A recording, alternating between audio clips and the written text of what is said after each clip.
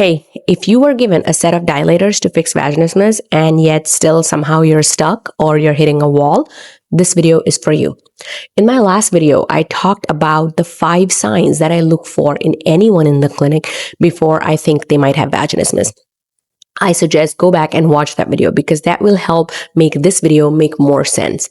In today's video, I'm going to talk about something that almost everyone tries first, dilators. And more importantly, I'm going to explain why dilators alone don't fix vaginismus. Reason number 1, dilators fix the flexibility problem, but they don't do anything to the alarm. And here is what I mean by that.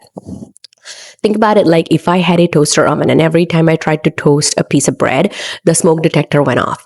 Now I'm trying to think, oh, maybe I need to change the bread. Maybe I need to resize the slit of my toaster oven, right?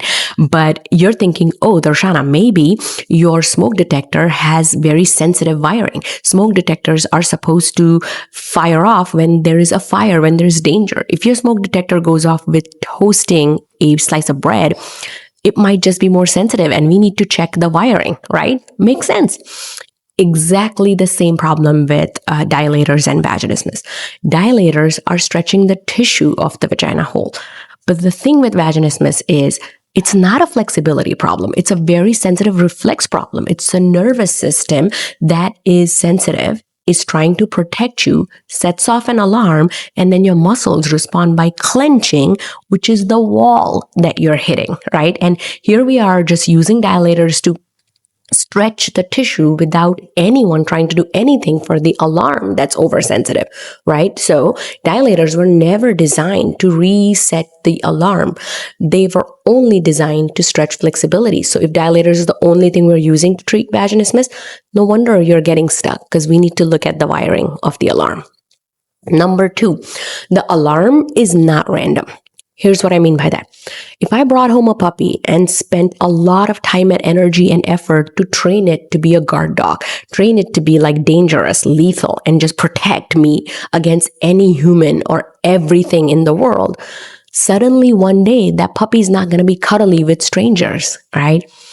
What I often see for my vaginismus girlies is they are typically very smart. They're overachievers. Their nervous system is fast. They were trained to be very strict. They were told like sex is bad. Don't do this. Don't do that. This is not normal.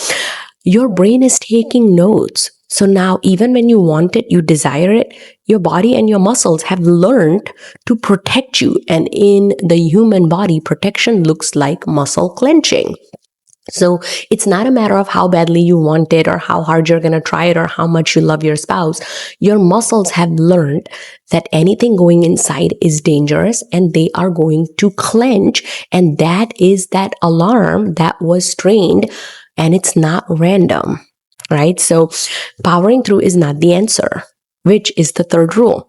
If you try to power through, if you try to push through, it usually makes it worse. What I often see, the frustration that I often get with my patients is if they're stuck on a certain size of dilator, they feel like they need to try harder, they need to push harder, they need to hold their breath and power through. Sometimes they feel it's a willpower problem. Sometimes they feel like I just need to be more consistent with it. So they make a schedule and they stick to it. But my friend, powering through is not the answer.